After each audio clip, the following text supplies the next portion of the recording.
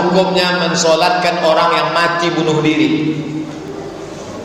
Di kantor ditekan atasan, di jalan ditangkap polisi, di rumah ditekan bini, stres, minum baygon, mati. Apakah dia disolatkan atau tidak? Berkelailah satu kampung. Yang satu mengatakan solatkan, yang satu mengatakan jangan solatkan, yang satu mengatakan solatkan, yang satu mengatakan jangan solatkan. Di teleponnya saya, Pak Ustaz, di kampung kami ada orang mati bunuh diri, disolatkan apa tidak? Saya katakan orang yang mati bunuh diri disolatkan. Tapi Nabi tak menyolatkan orang yang mati bunuh diri. Nabi tidak menyolatkan orang yang mati bunuh diri. Itu bukan linnahi, bukan larangan, tapi lizzajri, teguran. Nabi tidak ikut menyolatkannya, tapi sahabat yang menyolatkan tak dilarang Nabi. Ingat, orang yang mati bunuh diri tetap disolatkan. Dalilnya Nabi tidak menyolatkan karena itu lizzajri, teguran, jangan bunuh diri. Tapi sahabat Nabi menyolatkan, Nabi diam. Diamnya Nabi itu namanya takrir, boleh menyolatkan orang yang mati bunuh diri. Tapi kata Syekh Atiyah Sohar, ada orang yang mati bunuh diri tak boleh disolatkan. Kenapa? Karena beberapa hari sebelum mati dia murtad. Murtad dia sebelum mati, maka dia tidak layak disolatkan. Orang yang murtad gugur 4, tak boleh dimandikan, tak boleh dikafankan, tak boleh disolatkan, tak boleh dimakamkan di pemakaman kaum muslimin. Jadi jenazahnya diapakan Pak Ustaz? Campakkan ke Sungai Siak.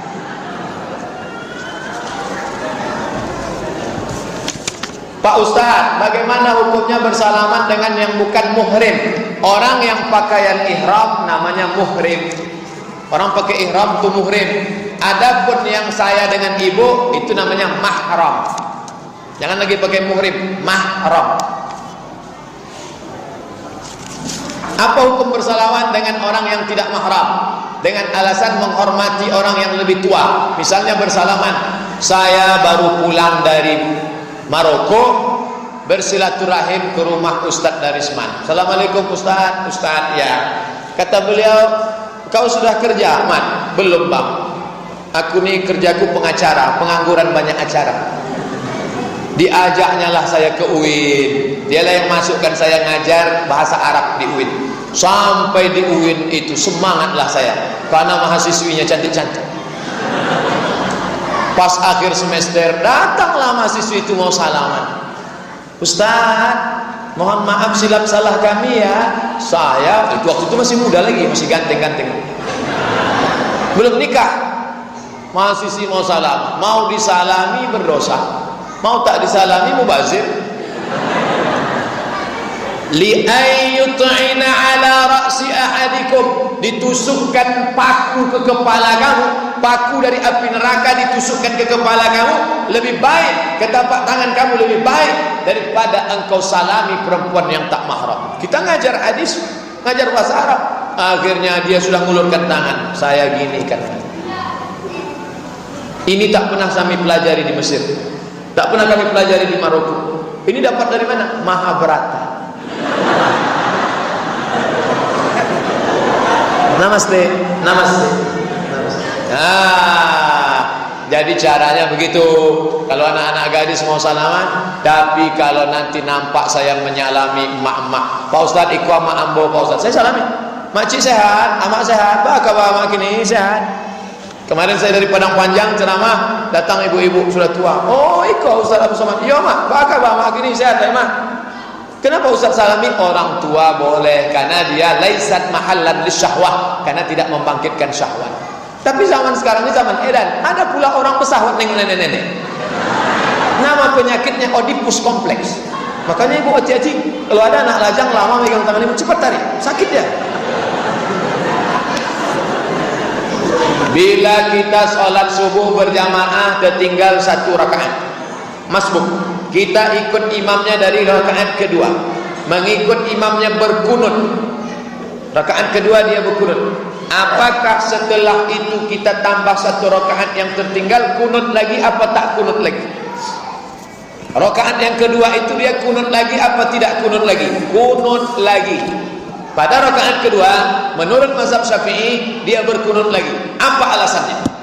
Tadi imam rakaat 2, si makmum itu rakaat 1. pada saat si imam salam, si makmum tegak, maka rakaat yang kedua bagi makmum, maka si makmum kunut lagi karena rakaat tadi itu adalah rakaat kedua bagi makmum, maka dia angkat tangan lagi.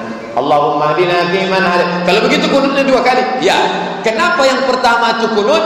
Ju'ilal imamu liyutamma bihi, karena dia mengikut imam.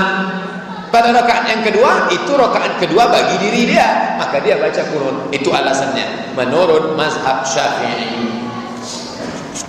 Waktu menyembelih kurban, lalu tukang sembelih itu diupahkan oleh panitia kurban. Apakah tukang sembelih yang diupahkan itu masih boleh mengambil daging kurban lagi?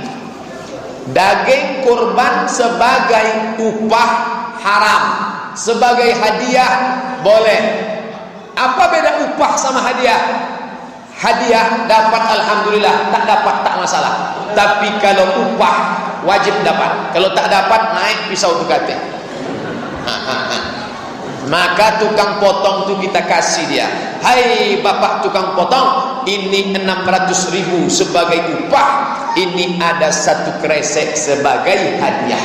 Maka daging yang dikasih itu sebagai hadiah. Adapun sebagai upah haram. Bedakan upah dengan hadiah. Apakah kulit hewan kurban boleh dijual?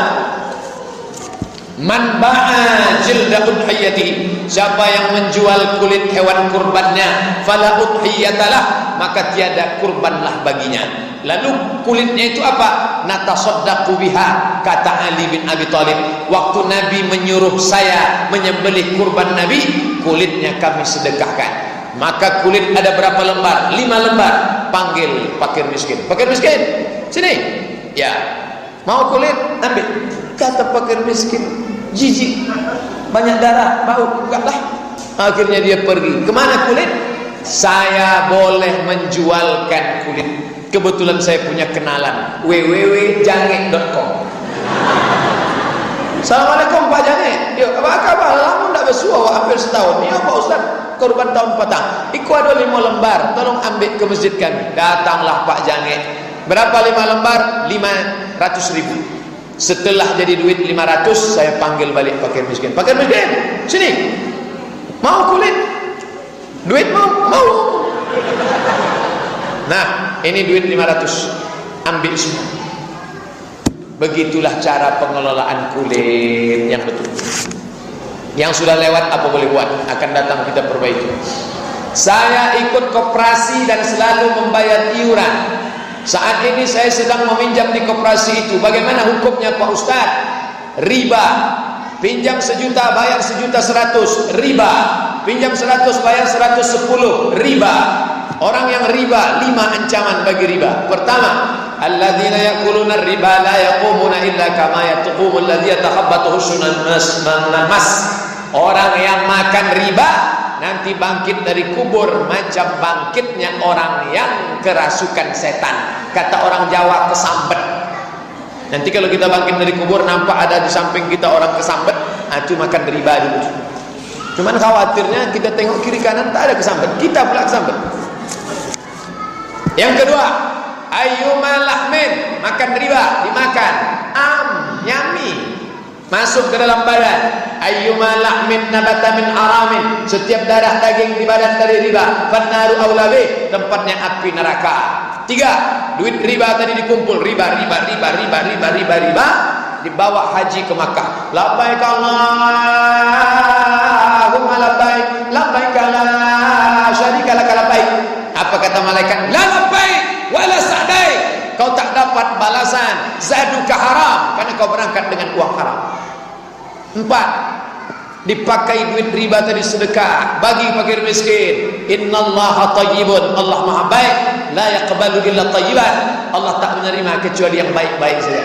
Duit riba dimakan, masuk ke dalam badan, menjadi darah daging, naik ke otak. Otak yang makan riba pikirannya kotor. Nauzubillah. Bila kita mendapat rezeki, mana yang didulukan? Bayar utang atau beli hal yang diinginkan?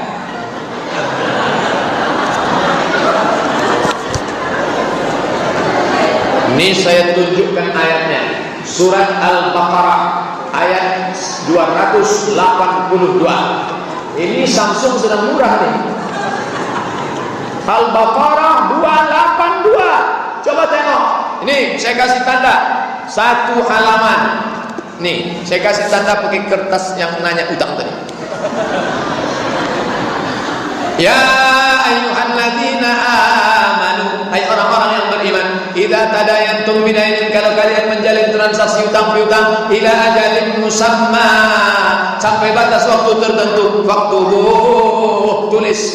Ayat paling panjang bukan tentang sholat, bukan tentang puasa, tentang hutang piutang, bayar hutang yang sudah jatuh tempo. Orang yang mati syahid tidak akan merasakan sakratul maut, tidak merasakan azab kubur, tidak merasakan hisab, illa dain, hutang. Yang mati syahid saja hutangnya dituntut, apalagi mati konyol. Jadi ya, keinginan-keinginan tunda dulu, bayar hutang dulu. Ini hutang tak ada yang bisa menolong kecuali hutang. Bagaimana sebenarnya tanggung jawab hutang itu, Pak Ustaz? Ayat hutang yang luar biasa. Orang yang tidak membayar hutang mati, maka di akhirat dia mesti cari itu orang.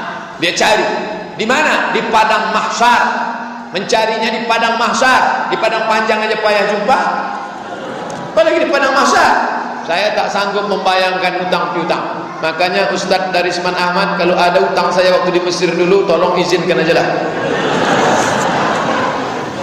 Bolehkah puasa Asyura 9, 10 sebaleh dilanjutkan dengan puasa sunat Kamis yang jatuh tanggal 12, lalu dilanjutkan lagi dengan puasa 13, 14, 15 yang berakhir di hari Ahad, pada hari Seninnya dilanjutkan lagi dengan puasa sunnah?